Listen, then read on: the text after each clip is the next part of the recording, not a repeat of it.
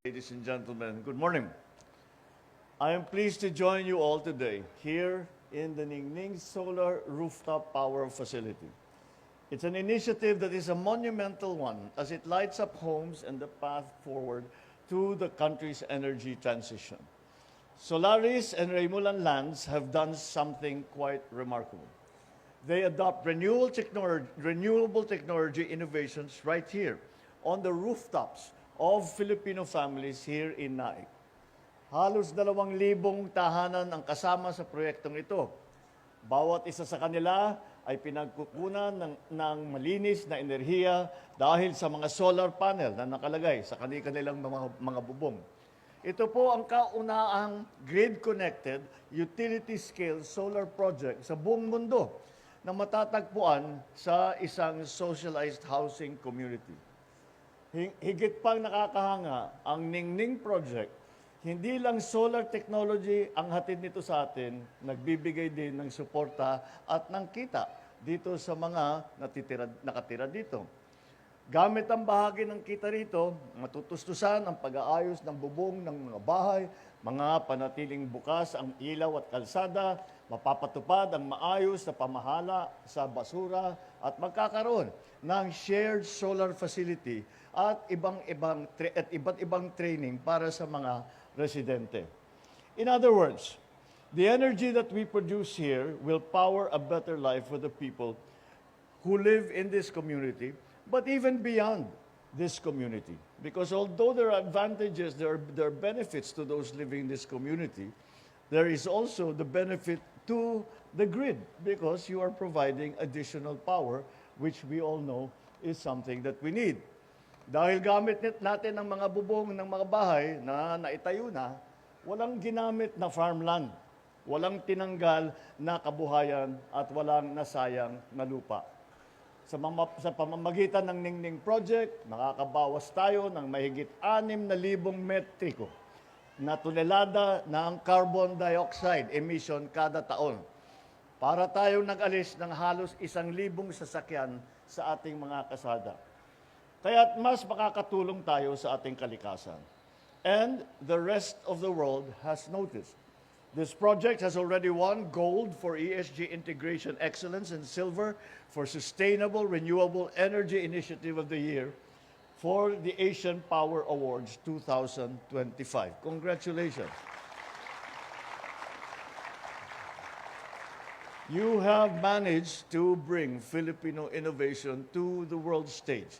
And for that is a very, very important step for the Philippines and, for that matter, the solutions that we are trying to find. This is, when we talk about climate change, when we talk about the shift from fossil fuels to renewables in terms of our power production, we always have to say that this is a new situation that we have never faced before. And therefore, we must come up, we must be creative and be able to find a different solutions, and we cannot continue to do the same things that we did before.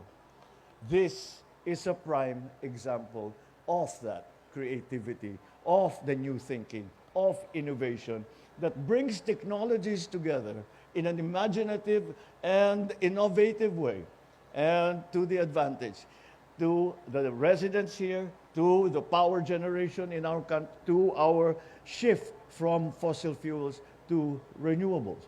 It is that much search for win-win solution. So well done and congratulations. Because this is how we move forward with efforts that both benefit our environment and our people.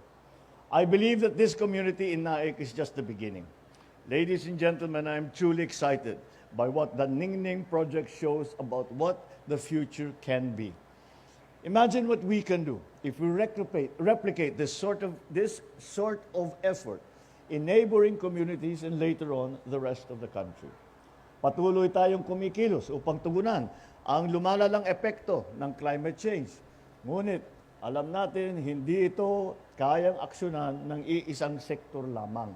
Kailangan natin ng tulong ng bawat komunidad, bawat pamilya, bawat Pilipino.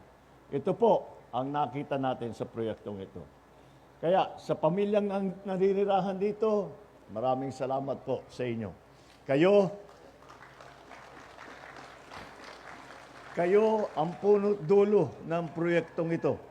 Ang inyong mga tahanan ay bahagi ng isang pagsisikap upang bumuo ng mas maliwanag na kinabukasan at mas malinis na kapaligiran. To Solaris, Remulan Lands, Joy Nostalgia Foundation, and our other partners, let us continue working together, breaking new ground. On our end as the government, we will continue improving our processes so we can promote and support and accelerate more innovative renewable energy projects just like this. Indeed, our collaboration demonstrates what can be achieved when the government, the private sector, and communities work together to create sustainable solutions.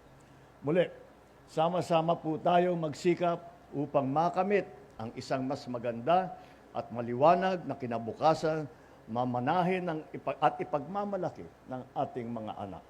Maraming salamat po. Magandang umaga po sa inyo lahat. Thank you, Mr. President. At this point, may we